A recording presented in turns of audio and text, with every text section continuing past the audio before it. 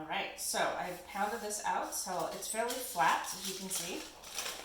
Your goal is to have it nice and even, so we have even layers of butter, and we're going to do even layers of dough as well when we're doing our folds. So you can see that I've gotten it out to the edges here, but not into the corners. So we want every inch of our croissant filled with butter. So if you need to, handy dandy bench scraper, one of my favorite tools.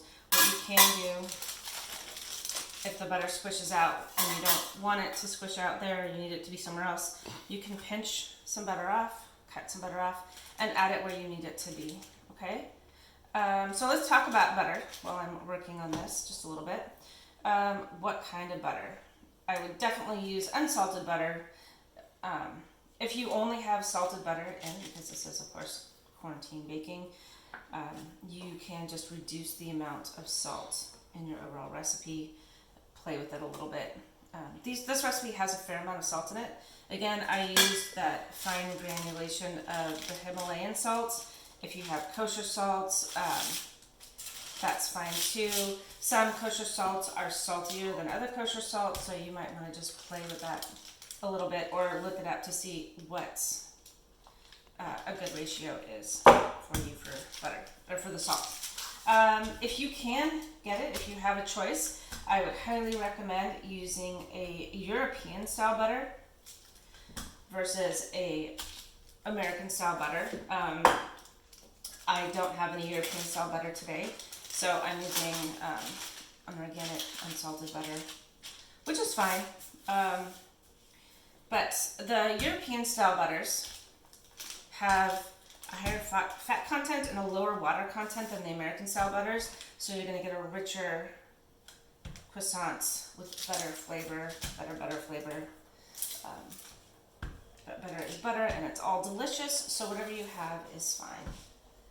And I'm just working this out. I switched rolling pins, if you hadn't noticed. And I am rolling it out. I'm trying to get all my butter into all my corners. And this is where we want to be really careful with getting, being very precise about where the butter is. So we really want straight lines, sharp corners. Keep trimming this off. And my butter's still fairly cold. Still a little bit too cold to use for lamination, but I will show you what that plastique stage looks like and how to check for that. So to check for the plastique stage, you want it bendable and pliable. So when you pick it up, you should be able to hold it like this. It's almost there. It's not too hot today, which is good.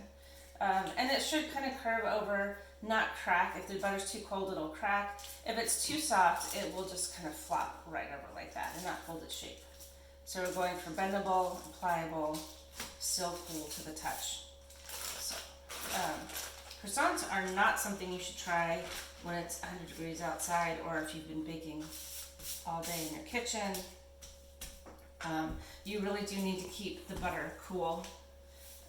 And the butter inside your dough as well, as cool as possible.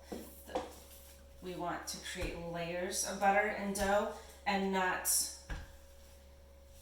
have the butter melt and work into the dough itself. Sorry, it's hard to talk and roll out at the same time.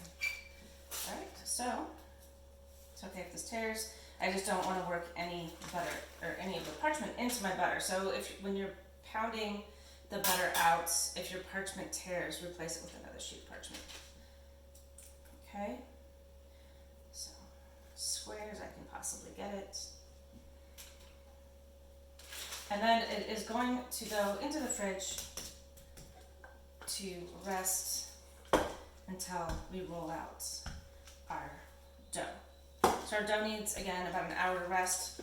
This needs to hang out in a cool spot. We don't want it hard, but we also don't want it to get too soft.